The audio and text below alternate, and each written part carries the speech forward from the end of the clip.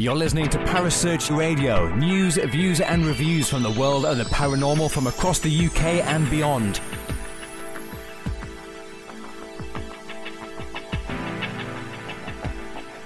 Find us on Facebook, Twitter and the World Wide Web. Parasearch UK Radio.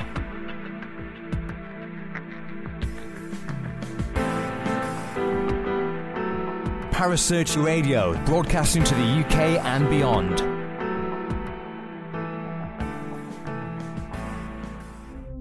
The views and opinions expressed by presenters and guests are their own and do not necessarily reflect the official policy or position of Parasearch Radio or its affiliates and sponsors. Listener discretion is advised.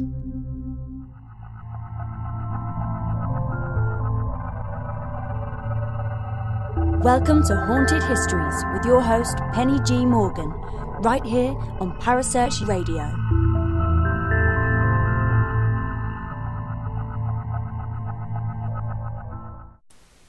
And hello and welcome to another episode of Haunted Histories. I hope you're all well. I hope you're all enjoying the shows that Parasearch are putting out for you at the moment. And I also want to say congratulations to Craig Maloney for winning the Haunted magazines last week in the competition. Well done. He's promised me he'll send through a photo of him with happy face when he's holding them, when he's received them. So looking forward to seeing that, Craig. What have I been up to? In all honesty, not a lot. I'm not allowed to swear, am I not, Chris? I can actually. You bugger. Where's my gin? Or was it... No, rum. Rum it was you were drinking, wasn't it? You tell me to have a stiff one, you cheeky monkey, and then don't send me a drink. Well, there you go. Sorry, chat room. Mr. Christopher Chell is in the chat room, and he's been lubricating his throat with some rum this evening. So, and he's just told me I'm not allowed to swear. Anyway, so what have I been up to? Not a lot, really. Getting ready for Christmas, getting ready for shows that I'll be bringing you next year. Still writing the book, still writing the blogs and doing my day job. But apart from that, what else have we got? Well, we will have another competition coming for you very, very soon. Hi, Joe, you made it. Joe Traherne is in the chat room as well from Paranormal Charity Warriors. A star-studded chat room today. What was I going to say? Yes, we're going to have a new competition coming to you soon. So just in time for Christmas, hopefully. So keep your eyes peeled on that. But really, without further ado, I think I'm going to bring in my guests because they're sitting chomping on stew, apparently, because they were out on an investigation last night and they're both apparently very tired. But they've still got enough energy to talk to us about Parc. It's Ste and Griff from the Ouija Brothers. Hey guys. How's it going? You're alright. Oh, yeah, thanks for having us on. You're very welcome. You're very welcome. Now, I have to make something. I'm a southerner with northern roots, okay? What is the nickname for people from places like Walsall and Wolverhampton? Are you what are commonly known as woolies? Yam-yams? Yam-yams, that's the one. Yam-yams. A lot of people call us Brummies and, you know... No, Brummies are Birmingham. Yeah, I know. Yeah. We're from Walsall, Wolverhampton, so we're supporting the Yam Yam family. Yeah. Ah, Yam Yam. You see, Craig, who I mentioned earlier, he will be very disgusted with me because when I did Drakelow Tunnels with him and some of the crew from Dusk Till Dawn events, they were explaining to me the difference between Brummies and Yam Yams. And, you know, yeah. There's a big difference. There's a big so difference. Apparently so, yeah. Rivalry there. Well, one of my colleagues is full on. He's Black Country. That's all he tells me. He says I'm not Birmingham, I'm Black Country. So I presume that makes sense. From Dudley or Stedgley. Yeah. Okay. All I know is he's lived down here for 30 years, and I still can't understand him when he starts talking fast. Oh yeah, they're bad. We're in the same. Chris Chell has just corrected me. Woolies are Merseyside. Thank you, Chris. I knew it meant, I think, isn't it Pie Eaters are Wigan? Something like that. I'm sure Jeanette Wally, who's a Lancastrian, will be able to correct me on that one. But it's, yam-yams, that's the words I was looking for. Yep. So how long have you yam-yams been investigating for then? It's coming up to about a year and a half. Right. And it's been an interesting year and a half. I mean, how we actually got into it was, again, it was just more of, we were just going to venues, specifically East Drive, and we was going with no equipment. We were just going, as believers, but also quite skeptic. Yeah. And when some of these things were kicking off for us, we just couldn't explain it. And then there was that like adrenaline rush, and then we always wanted it. We wanted more answers. We wanted more crazy things to happen. So then we thought, well, why don't we go all over the UK? So we come up with a name there and then on the spot, just out of nowhere, and we decided to make a go of it. And a year and a half later, we're still doing it, and I think very well, and I'm enjoying it. Can I just say, anyone who's in the chat room at the moment, Kerry Greenaway, our illustrious leader of Parasearch, has just put, yes, and slags are from Essex.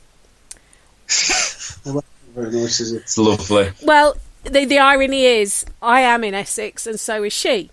So, You're not from... I am actually, yes. Oh, no. Yeah, I was born here. Born here, grew up in Norfolk, and I've got Northerners for parents, so... I can take on any guys. I can be anything. I was going to say. I'm very, very adaptable that way. And Chris Chell's just put chip eaters from... Oh dear, the chat room's getting a bit... yes, it's going to... They're used to me not going live, you see. So they're doing this to try and throw me off my stride. And it's working, people. Anyway, joking aside. So you've been doing the YouTube thing for about 18 months. Did you do many investigations before you decided to set that up? The main place we did 30 East Drive about 4 times, I think. Yeah. And on the fourth time, we actually went there for 4 days in a row.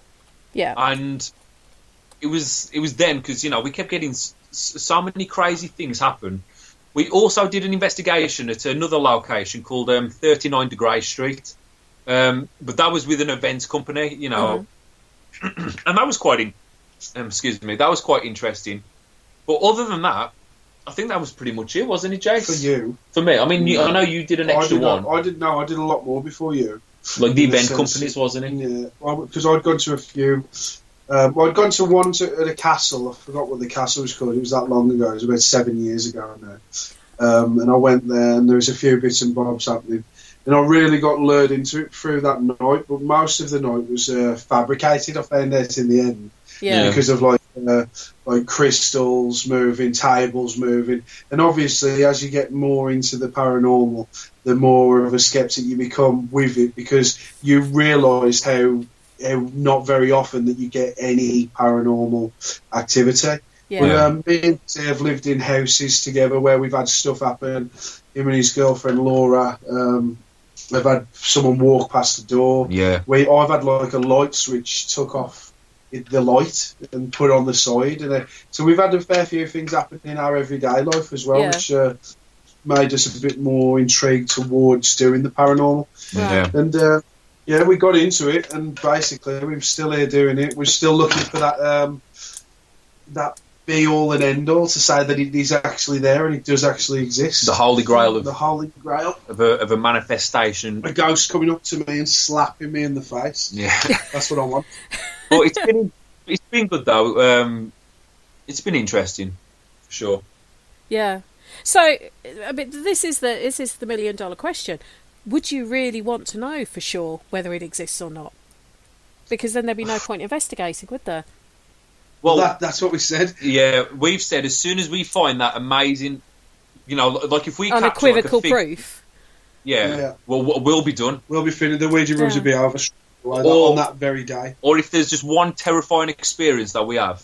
Yeah. And it has to be like real terrifying. It just has to affect either one of us as well, because we trust each other more than anything. So it's like that we have to have that one thing, and then you won't see the Ouija Bros anymore. So it could happen next week. Yeah, hopefully.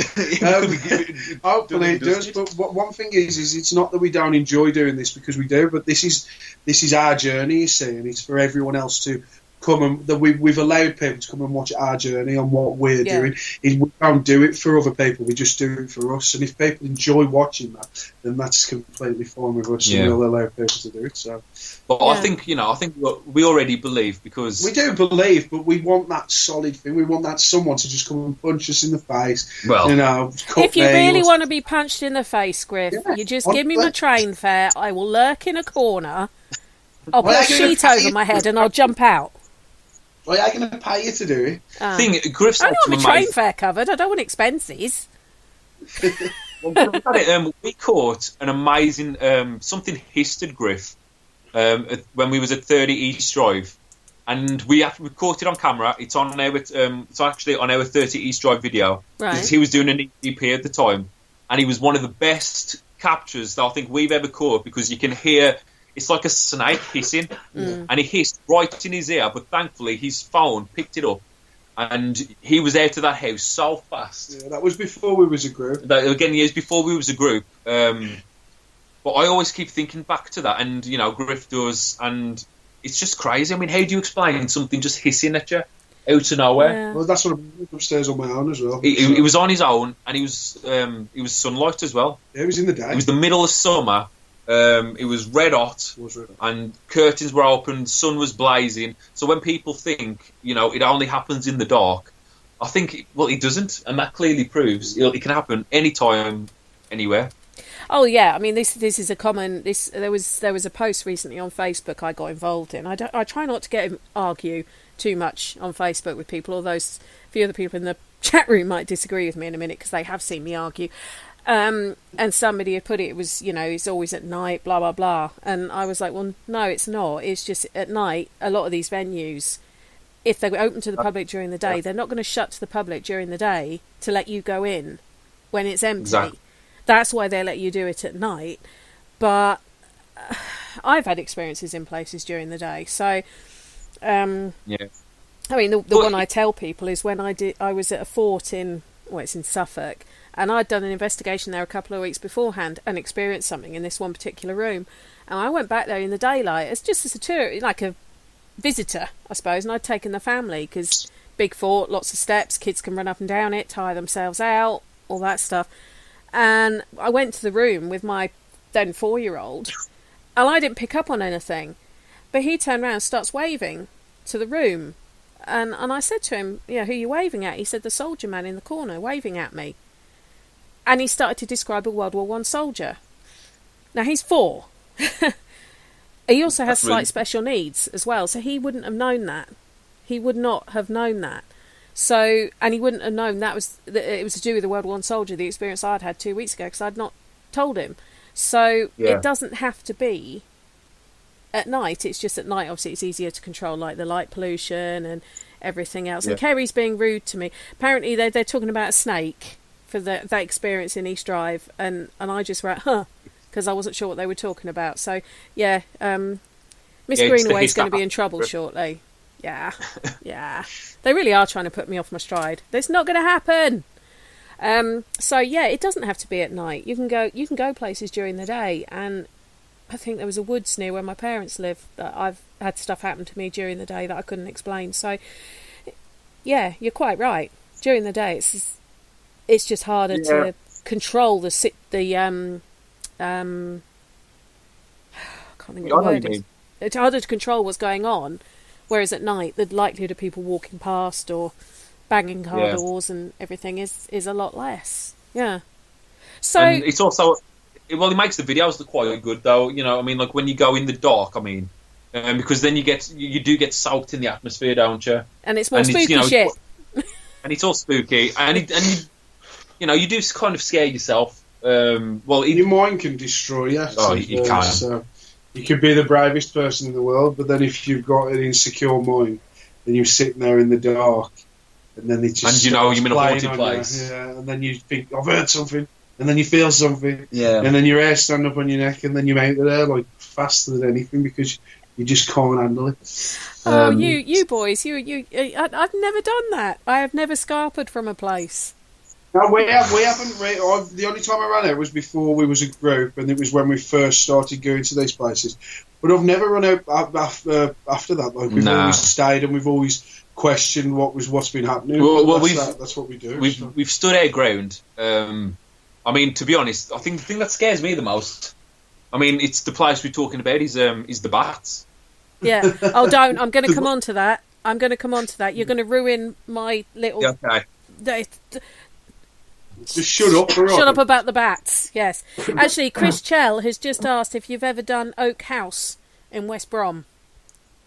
We haven't, no. We haven't. Because his post actually says, seriously, if not, they need to. It's a wonderful place. So there you go. Okay. Oak House, West Brom. Which is only a hop, skip and a jump for you guys, isn't it? West Brom? Yeah, it's... That's nothing. It's always better than most of the places we go. Exactly. We're travelling all up and down the country, 2-3 hour drives all the time. Yeah. So any local locations we're going to be jumping on. Well, I will be doing the Starving Rascal soon, which is on the way to Merry Hill, just right by us. So that'll be fun. Yeah. Yeah. Well, no, Chris has recommended the Oak House in West Brom, and as he runs haunted houses events, he would know. Yeah. Okay. We'll check that out. There you go.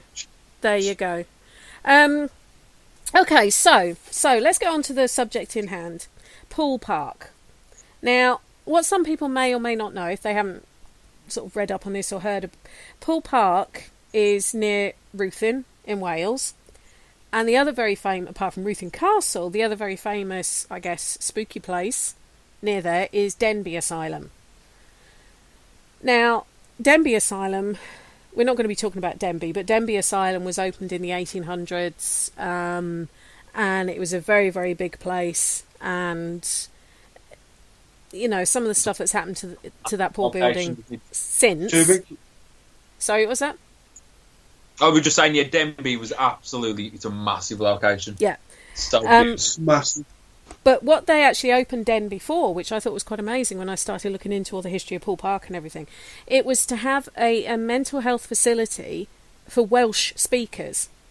Because all the mental health facilities they had, they'd have to ship them into England where nobody spoke Welsh.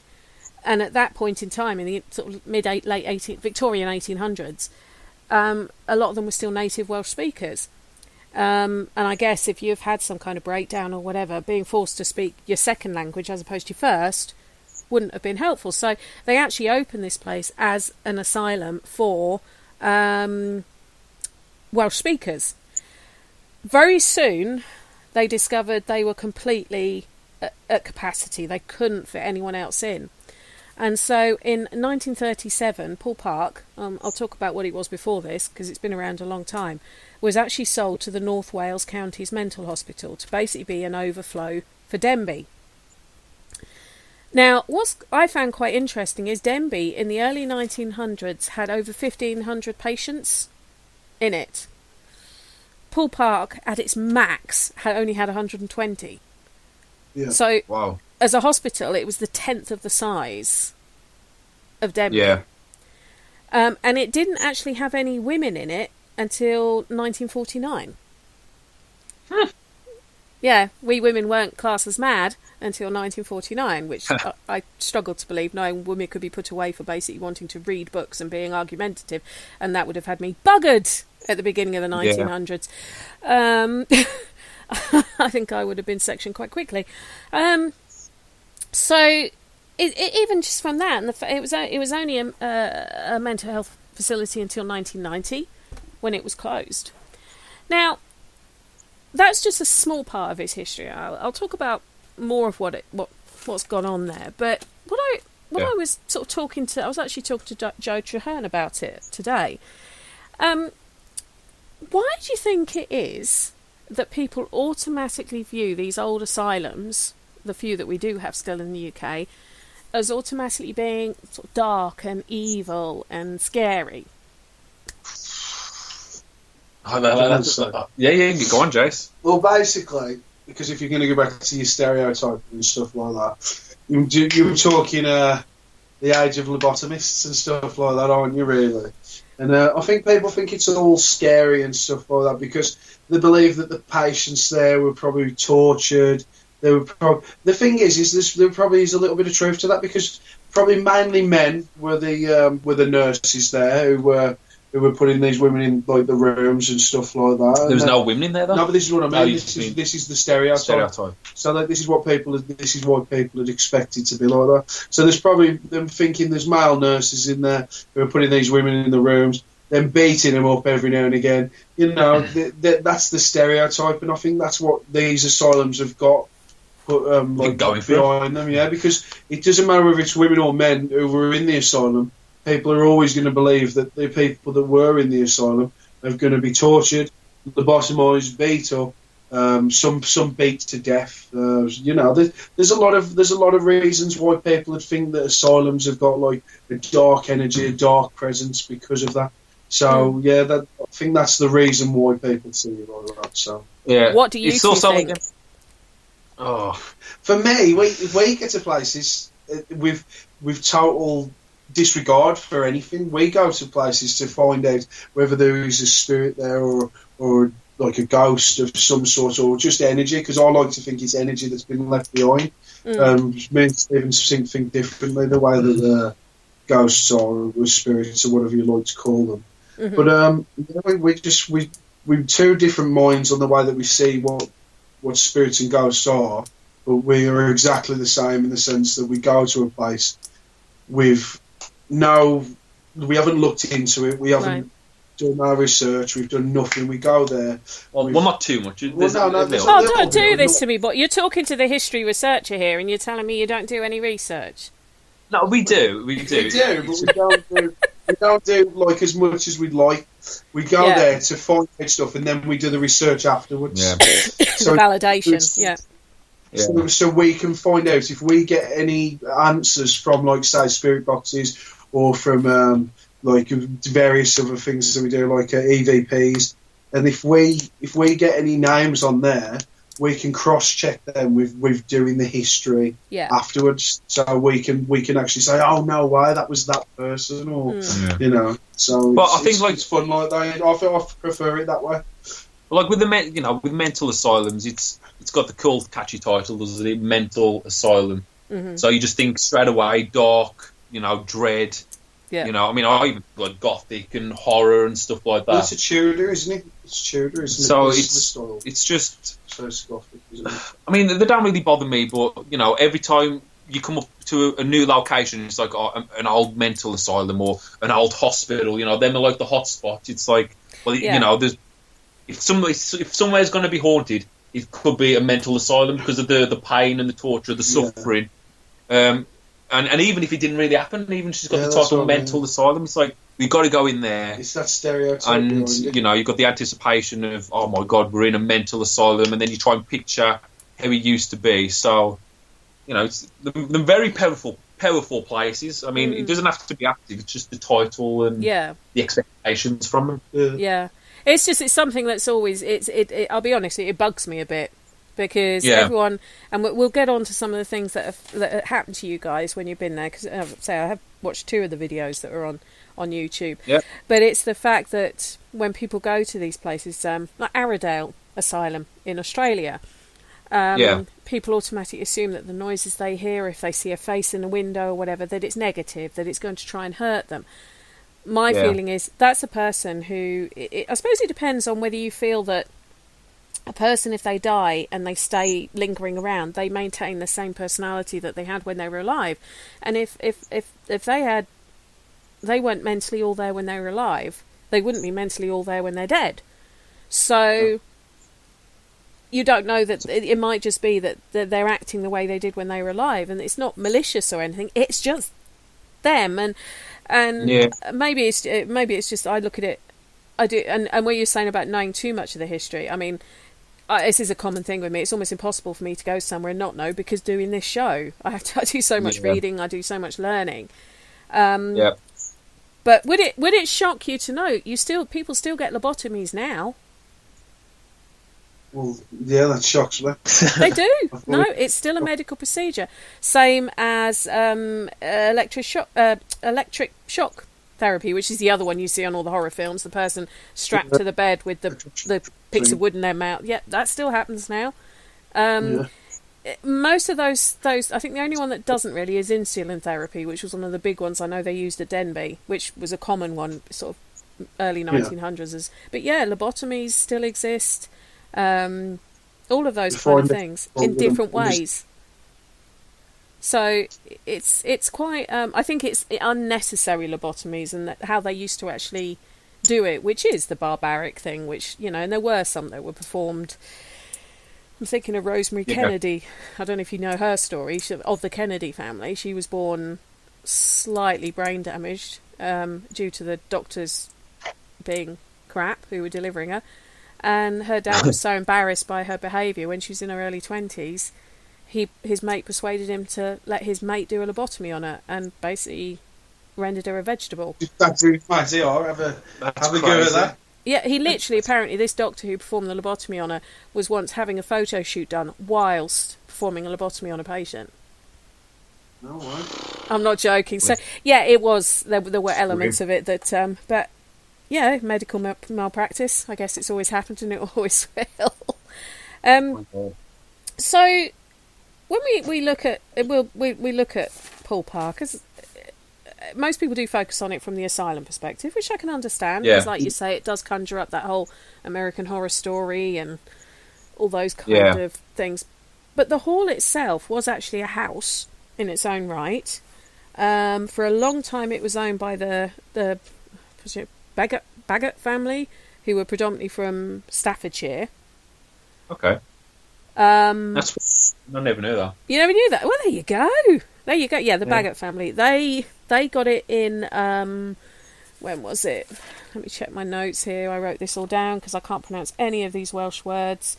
But they got it in the mid 1600s when one of the Bagot family married the daughter of the original owners. But before that, it'd actually been sort of like a hunting lodge for the deer park for Ruthin Castle. So it's got a lot going back historically, an awful lot going back. It goes back to is it the 1500s if I remember correctly? Before that. Yeah. Before that. It's like it goes back to I could trace sort of history back to about 14 something. Whoa! I only went back as far as wasn't it? I think it was 15. What was it? I don't remember. 1500s, basically. That's as far as I could go. Yeah, it goes back further. I did find links to it, sort of looking at maps and reading accounts of it going back even further. It was part of a hunting park, basically, for the castle. It was the first family that you found out it was? The first family, and the Salisburys. The Salisburys, that's where I got to, the Salisburys. Yeah, they were 1470s. They started living there. So it's got a long history. It's got a very, very long history. But they then ended up marrying the Bagots from Staffordshire ended up marrying into the Salisburys. But from about the mid-1800s, the Bagots didn't live there. They tended to prefer to live in their Staffordshire estate, and they rented the house out. And for 30-odd years, it was rented out to one Robert Blizzard, who actually died there in 1907 at the age of 93. And he was the owner of the Blizzard's Liver Brewery in Liverpool, which has got quite a lot of history for anyone from Liverpool, that most people apparently had heard of it, or so I was being told when I started doing the research. Now, he died there. He died in the house in 1907. But it's got a very, very long history, and supposedly the Bagot family lost it in a horse race. They lost the deeds to the house. They bet it in a horse race. And that's why it ended up then being sold to North Wales County's mental hospital, sorry. Lost it all on an horse race, because there was a few houses at the time they would do horse races in the rear horses. Mm-hmm. We've got one. Where's it called? It's Roy Boyce. We've got one now. I'm trying to think of the house. But they did the same, and they lost their house down to an horse race. It was mad. But that house that I'm talking about, you can actually go in there, and it's been restored, and it's the same as I wish the Parc had been, to be honest. It's been restored a lot. I know, but not about back to its original state, with all the flowers in and all the old chairs, drawing rooms, the library. You know, it's amazing to see it. Well, what's quite interesting is one of the Bagot family who lived there. Her name was Jane. She actually was very, very attached to the area, and in 1729 set up. And I'm sorry to any Welsh speakers how I'm going to pronounce this, but she set up the Clan Hadir almshouses, which is nearby, and she's even mentioned in newspapers from then of being benevolent, and the fact she set up these almshouses in the 1700s. So she has a real attachment to the house and the area as well. So it's interesting that. Oh, and I even forgot there was an Italian POW camp there in World War II. Yeah, I knew about that one. I looked into that as well. It was apparently there was a couple of huts to the west of the B5105, if that means anything.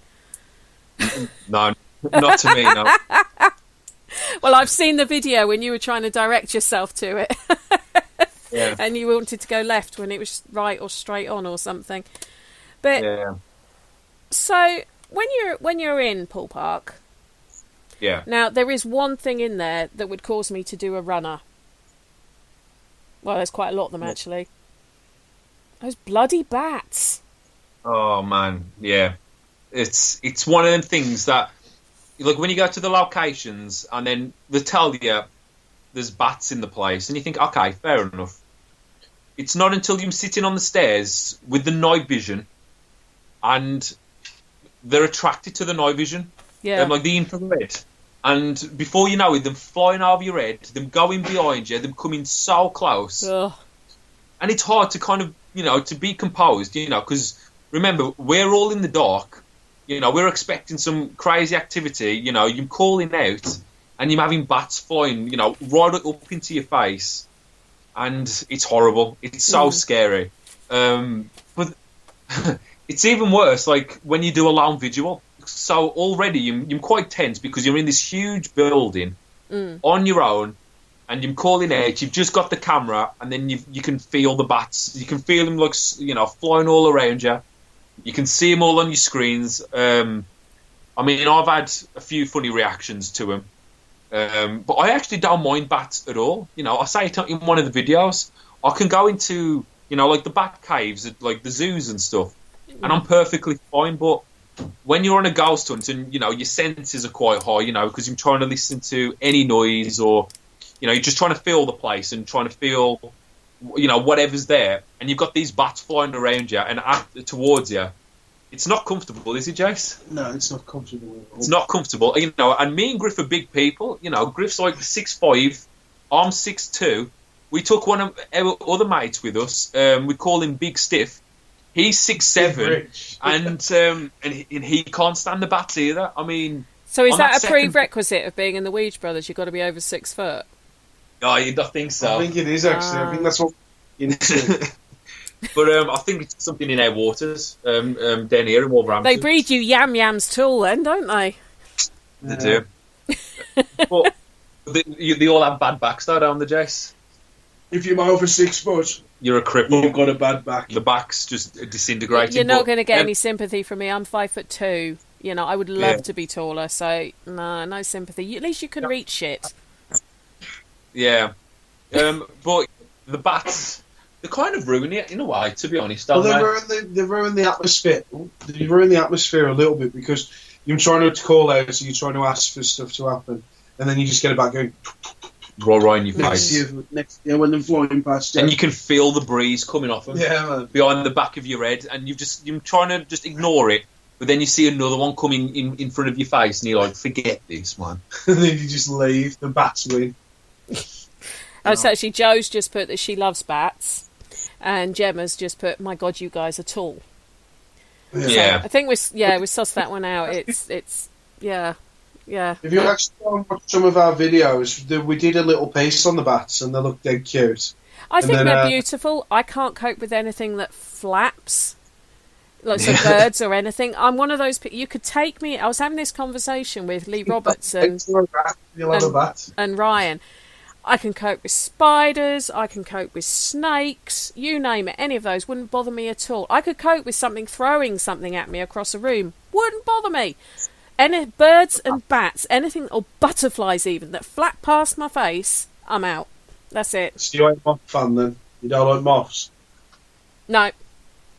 No, I hide. I am the spider hunter in my house. I'll take the spiders outside, but anything that flaps, moths, butterflies... Yeah. It's weird, isn't it? Well, yeah, Parc, for me, it's known as the bat house. Dead. I think they're beautiful, and where my parents live in the country, they've got bats nesting in like an old outbuilding in their garden, and I love watching them. But the thought of them flapping past my face, although actually no, that'd be all right if I was with you guys, because you're all so much taller than me. They'd be flapping past your face, I'd be fine. No, they'll come for you as well. They get everyone. They don't care at all. There's that many. Sometimes there's 3 at a time, and them doing figure of eights. You know, them like racing each other towards you, and you're like, give us a break. But bats aside, when you can do some serious investigating at Parc, tell me about some of the really active areas. I'd say that, the main hall bit, the entrance near the bottom of the stairs. Mm-hmm. I'd say that's really active. Like when we first went into that building, you could feel like an energy in that section. Yeah. And I know that's always like a weird thing to say, how can you like feel the energy, because you can't really capture that on a camera. But you could just sense something, you could feel something. And we did have some crazy things happen, on the main stairs. I think that place is really active. And then another spot is the top floor, isn't it, Jess? Yeah, room 17, I think. I think they call it room 17 on the very top floor. And there's a room upstairs, and we've had people with us. We haven't had anything happen to us like this, but we had a person with us, Carl from Dark Arts Paranormal. Mm-hmm. He got dragged out of that room by his bag to the floor, and he got pulled out of that room. So that's another room. But I liked the basement. The basement's quite good. Why do you like it, Griff? Just because there was we had a few bits of experiences down there with what's the camera called again? The SLS. But but the thing is it's all speculation still with any equipment that we use. We'll ghost hunting speculation, isn't it? Paranormal speculation. So yeah, it's just I just feel like something was down there, and we asked for a few things, and he did it on command, and we had a few bits, but that's on the episode that we've got up as well. Yeah, so I mean, I remember seeing a bit of Carl being. Pulled. It looked half like he pulled, half like he tripped backwards, but it would have been interesting to see it from a couple of different angles. But Carl does seem to get affected there quite a lot, because I think it was in June of this year, the episode you put up, he almost he got taken ill on the stairs. And looking in the comments, there was an awful lot of people sort of saying get him checked out, because that almost looks like he had a mini epileptic fit. I'm actually not laughing. I'm not joking. It is a bit. No. Well, you could see it on his face. Like he was out of it completely. He didn't know where he was when he came round. Yeah. I mean, we talked to him and we've spoken to him, and he just says he doesn't know. He don't even remember it.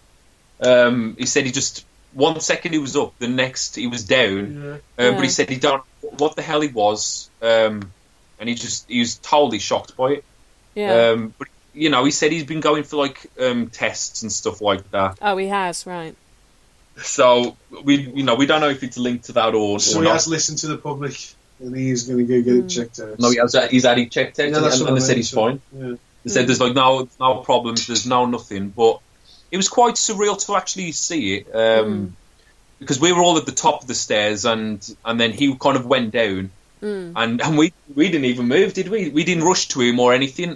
Because we were just recording it. So. And he was his other, Sam, who was with the group, and she helped him and whatever, and we just filmed it, because well, I didn't really know what to think or say or do. Well, it's because we've never been put in that kind of position before, because we usually go on our own, so it's like, well, not on our own, but we usually go, we've never had anyone pass out or fall down the stairs or anything like that, or been possessed, or, you know, because we're pretty straight up about things anyway. So, yeah, it's just one of them, but I'm not saying that anything was fishy about what he did or that, but me and Steve, we just take everything like with a pinch of salt when it comes to stuff like that. So. It did look very sort of... It actually, I can understand why people watching it thought maybe he'd had some kind of fit, because that's what it looked like. Yeah. Possibly. Yeah, it is strange, you know. I mean, you know, people who watch, you know, they have commented a lot about it, and they've been quite concerned about it. But the thing is, you know, we've worked with him quite a lot, and you know, that's never happened. Like, he's never done anything like that. You know, so it's a bit weird. Yeah. Yeah, I suppose you just don't know, do you? If he has been checked out from a medical perspective and they said no, there's nothing going on, it could have just been a one-off, which does happen. Could have been. I mean, he could just black out, or, you know, lightheadedness and just straight down. So it's interesting, for sure. I mean, staircases are normally hotspots for activity anyway, because they're kind of a main thoroughfare, aren't they? Like you say, the entrance hall. I can understand why there would be a lot of energy there, because that's where people would have had to come in, and they might have been scared, they might have not known what was going on, and it's quite a powerful sort of vibe to be bringing into a place. And most people I talk to, whenever you talk about a building that has stairs does seem to have a lot going on them. So that doesn't surprise me. What kind of I mean, you've been there 3 times now. What sort of evidence have you gathered that maybe we didn't see in the videos? To be honest, I think most of the things that you see in the videos is practically the best stuff. And so I think in the videos we did capture some interesting noises, like some moans. Me and Cole was hearing the moans so much. There was also a bit where something got thrown in the hall, which was quite interesting. Unfortunately, we didn't actually capture it on camera, but you can hear the sound. And I think on Dark Arts video, it's actually a lot more clearer. And, you know, you had them massive bangs upstairs on command, didn't you, Jace? Yeah. But it's just, you know, it's hard to kind of go through all the evidence, because I'm trying to remember off the top of my head, because we've done so many since then. When I was upstairs and we was, I asked for some laid bangs. We had them right next to us in the next room, and I was the hallway, and towards the right, there's like 20 rooms, like all the way down the corridors, and it's like on the top floor especially, because on the other floors there's just, the rooms are so much bigger. There's only like 10. Upstairs there's just loads of smaller rooms, and we was told, this is what we was told, that the upstairs part was where the rooms were for the people that were staying there, like for the mental health. And when we've asked for stuff happen up there, we've had bangs, knocks, like someone hit a tin of paint there once. Yeah. And it was really weird, because there's only me and Stephen up there. I think that Cole was with us. And then nobody even called, just people we can trust. And these people wasn't in these rooms anyway. No. And we was in the corridor asking for things to happen. And offset on each one of these rooms, stuff was happening inside them. So, yeah, it's weird. Like. I mean, on our part 1, it was actually quite interesting, because that's where Cole actually got scratched all down his side. And it's like literally from his armpit all the way down to his arse. And it's such a huge scratch. And I kept the camera on him the entire time. So there was really no way he could have done that. The room or anything, because the camera was on him. Well, we saw the wall behind him. And the wall was rounded. There was no way he could have scratched himself. Like the wall was rounded. There was no nails. We checked everything behind him. He had his hands in front of him. He was recording himself. We was recording him. We checked back. There was nothing that we could. I mean, it's a good 16-inch scratch. You know, it's not like a little small one. It's about 16 inches. And there was another bit which I really enjoy, is because Stiff, he's quite a skeptic. He doesn't believe in this too much. But we take him everywhere. He's one of our best friends.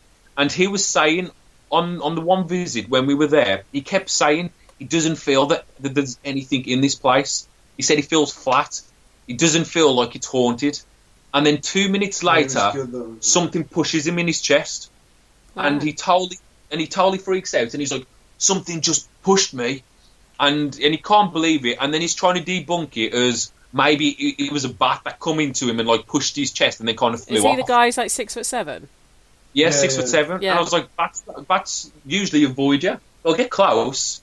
But the thing is, at that point, we had all the lights on. Yeah. And I was in front of him and Griff was behind him. Yeah. And we saw no bats. Obviously there's bats in the building, but there was none around us at that point. We could clearly see, but he felt something push him in the chest, and that kind of freaked him out. Yeah. Then also, moments after that, we were basically, we was being, quite, come on, get us out, do your worst, things like that. And nothing was really happening, and we were saying, oh, you're weak, you're this, you're that, you can't make us leave. And then about 10 seconds later, my car alarm started going off. Yeah. That was mad. And I was like, no, it could have just been a fluke. It could have just been my car just How many times did your car go off? Well, my car's never gone off. There you go. And what alarm was triggered when we was on the Well, it was the interior alarm. And what was open? Was the car open? Nothing was open. Nothing. So we actually had to leave the building at that point to check on the car. So I thought that was quite interesting. I'm not classing that as paranormal. That could have just been like, a cool little coincidence. If it's paranormal, no. But we take it all with a pinch of salt, like we said. But when we get some like that one, that's just a proof, it's sometimes stuff happens and it makes you want to leave, because we was downstairs and this was at the point where was this the time we had stuff walking towards us? I can't remember, because we was down in the main hallway inside Parc. And them lovely set of stairs, you've probably seen loads of videos, loads of pictures of how nice them stairs are. Well, we were standing at the room completely opposite to those, and we was calling out and we was talking, and we asked for a spirit or someone to come towards us and just make their way towards us. And we had a REM pod on the stairs and another REM pod in front of us, and we literally, the REM pod on the stairs went off. And then we heard walking towards us, and then the REM pod right next to us went off. Yeah. And then we was just absolutely gobsmacked by that, that was a really good piece of. It was like in sequence, wasn't it? Yeah, it was, because we had both REM pods go off, walking, and then it completely stopped when it was by us. And it was like mad. So that was a really good time. So go and check. That's a lot of that. Is like on our first episode of Full Park. I think that's where we got most of the stuff. We'll share the video. We'll share the YouTube video on the Parasearch page. Probably be tomorrow morning now, if I'm completely honest with you. But we'll be sharing it when I mention, if sort of I put the replay of this show up, and I'll mention the video as well. But is Parc? Does it feel foreboding when you go in it, or does it just feel it needs love and affection? The first time we went in, it did. It didn't feel nice in there, to be honest, did it, Jace? It didn't at all. The reason being is because it was just felt like someone was just hanging out over the top. Yeah, it felt heavy. It had that heavy feeling, that heavy presence. It's just like a thick, horrible, dark, smoky type feeling. But then, I think on the third time we went for the Halloween special, it felt all right, to be honest. It felt quite calm. It felt quite flat. But saying that, you say this, but we had an amazing thing happen on that Halloween special, and we didn't capture it, which does my head in so much. But we was just talking. We were standing at the bottom of the stairs, just talking. Me, Griff, and Weedman. Stephen Weedman. And out of nowhere, it sounded like something had jumped from the stairs right next to him, and it shook the floor. Yeah, it was massive, bang over. It was like literally like someone had just jumped off the stairs onto the floor right next to us. And we all looked at each other shocked, didn't even know what to do. We had to quickly get the camera and record it, and unfortunately we had to explain it. I would have loved it if we would have caught it. Yeah, it but great, it's just that's how quick things can change. Yeah. In that place, that location, because most of the night he just fell flat, and we was getting bored. You know, we were cold, and then all of a sudden that just happens out to nowhere, and then it wakes you up. Yeah. And then you think, and then you remember the other things that have happened, and you know, I respect the place because It's a good place. I think there is something there. The thing is like we said, that no one's going to be able to do any. I think we were the last people to do an actual investigation there now, and we will have been through until they reopen it or allow people to go in there to do paranormal. Well, they never let anyone to really do it. No, that's what I mean. They've closed it off now. There's security's tight there now. You can't even get in. Right. There's no way in anymore, which is a shame. Yeah. Yeah. So who actually owns it now? I have no idea. No one owns it. It's an estate agent has got it, and No. there's what you call it. There's an estate agent who's got it, who's trying to sell it. I think was it 2.5? I think so. 2.5 million. The one for it. And I'd love to buy it and rent it out. I wish I had 2.5 million because I think that's good. It's a good place, you know, because there's definitely something inside that house. And because I'm a plasterer by trade, so I could plaster all the rooms myself. Yeah. Well, my husband's a roofer. Well, there we go. So we could get like a team of people. Actually, that's the only place you can get into Pill Park now is through the roof. So if you get your... I'll take him with me. He'll get us in. You'll be absolutely sound. Yeah. You see, we could all pull together our money. I mean, I can do the labouring bit. I'm no wussy female, you know. I can do the labouring bit if we're doing the place up. I can do all the history bit for it, and we can turn it into a museum and an investigation place. Yeah, and get we can build some little holiday cottages in the grounds, so people can stay, and that can make some money. All of us. We just need to find 2.5 million. Yeah, we just need 250 grand each, and we'll be fine. Just get 10 people, 250 grand. Oh, what about 20 quid? Do you think? Yeah. 25 quid we need. Maybe I could do 25 quid at a push. We need 100,000 people for 24 quid. Sign a petition. Start up a Just Giving page. Yeah, something like that. Well, it seems to work for other people. So, where else have you guys been recently? So last night, we went to 30 East Drive last night. Okay. We don't go there all the time, but you know, two fans, you know, they wanted us to go with them because they've never been on a ghost hunt or anything before, and you know, because they don't really trust many teams because you know there's a lot of fabricators and whatever, and they just asked us, you know, they wanted to take us, so we went with them, and we had a pretty good night there, to be honest. You know, we really enjoyed it. Also, pretty recently, we did the Talbot Hotel in Stourbridge, was it? Stourbridge. And that was quite interesting, to be honest. We're just trying to find, you know, like new locations that we haven't done before. We're trying to find new locations that no one's done before as well, because it's always nice. Because the thing is, believe it or not, the Black Country, where we're from, Walsall, you've got the Tap and Tanner in Walsall, which is great. I've been trying to get hold of that for ages.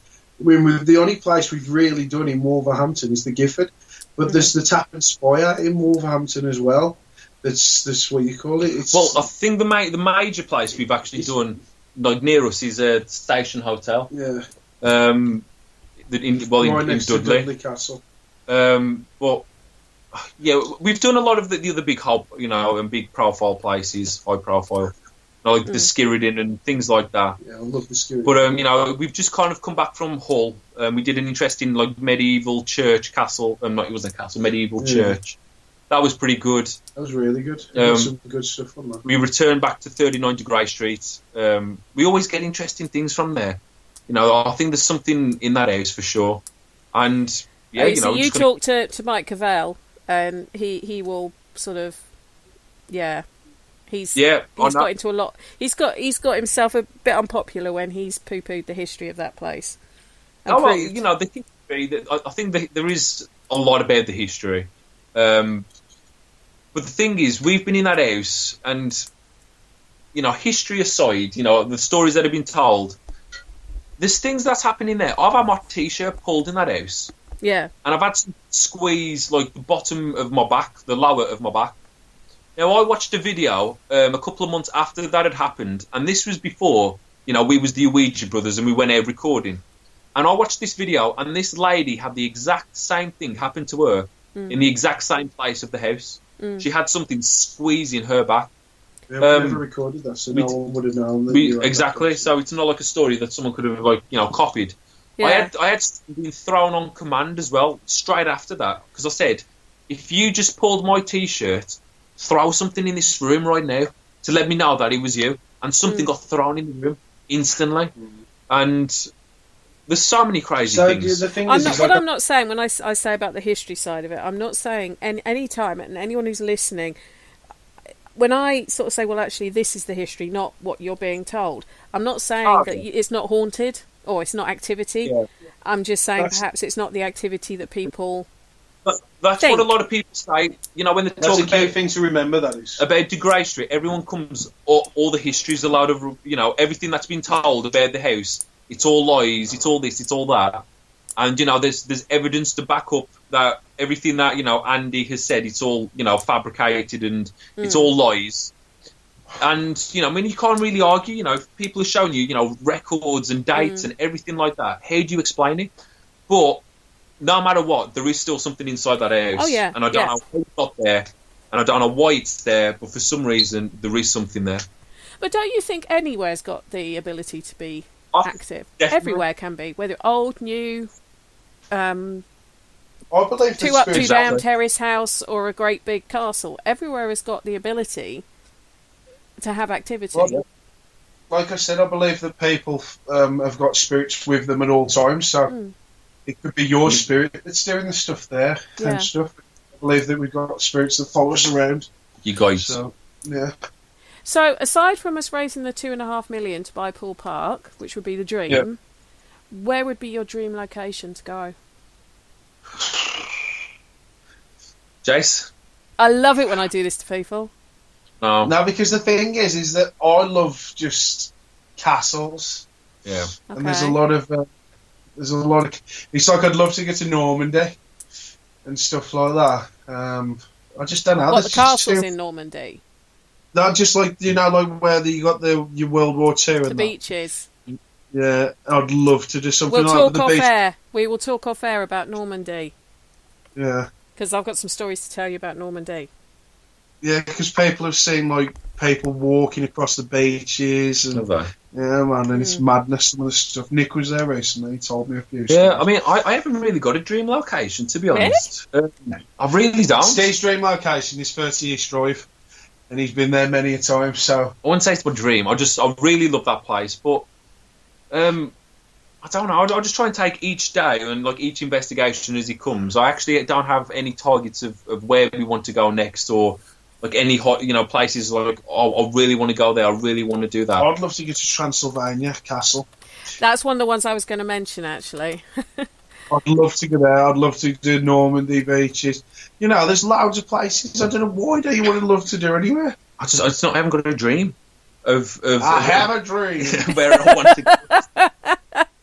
So there must be somewhere that if somebody said you can go and investigate Alcatraz, or you could go and investigate Lek Castle, or something like that. There must be something. Oh man, go on, aim high, boy. Go on. Could be here for 5 minutes. My brain don't work that fast. Oh god, I'd love to get to Scotland as well. You like to go to Scotland? Yeah. I know what's going to happen. We're going to wrap the show up, and in about 2 days you'll send me a message saying, I've got it! I've got it! This is where I'd like to go. Likely. And I'll tell you what, we'll let you do that, Steve, because we're running out of time. And then I will put it on the page, this is where he's decided he wants to go. You won't have an answer. It might not be something you might expect. I'm going to say something fine. like an car track or something. Yeah, Steve, I'd love to get to Monaco. Hey, whatever wets your whistle, mate. Whatever wets your whistle. So if anyone wants to follow the lovely Ouija Brothers, go over to they've got a Facebook page. They've also got a YouTube channel which you can go and subscribe to. And tell you what, go over there and subscribe to theirs, and then pop on and subscribe to the Parasearch one as well, because don't leave us lonely. But thank you ever so much for your time tonight, guys. I'm not sure what you were expecting, but we got to mention the bats. Yeah, we definitely got to do that. And Griff, I taught you a little bit more about the history of the house. Yeah, you did. Hey, my job is done. My job is done. Well, thanks again for listening to tonight's Haunted Histories. I hope you enjoyed it, and I hope you enjoyed hearing my guests, who apparently only had about 3 hours sleep last night, so they've done really well. We're back next week. They're laughing at me now in the background because I've muted them. We're back next week, but don't forget, all our shows are on Spreaker and YouTube, and you can listen to them at any time. Kerry will be back on Sunday with The Spirit Dimension. And until next week, my friends, until next week, have a good evening, sleep tight, and don't worry too much about things that go bump in the night. Thank you for listening. Don't forget to join us for more shows throughout the week. Find us on Facebook, Twitter, and the World Wide Web to keep up to date with all the shows right here on Parasearch Radio.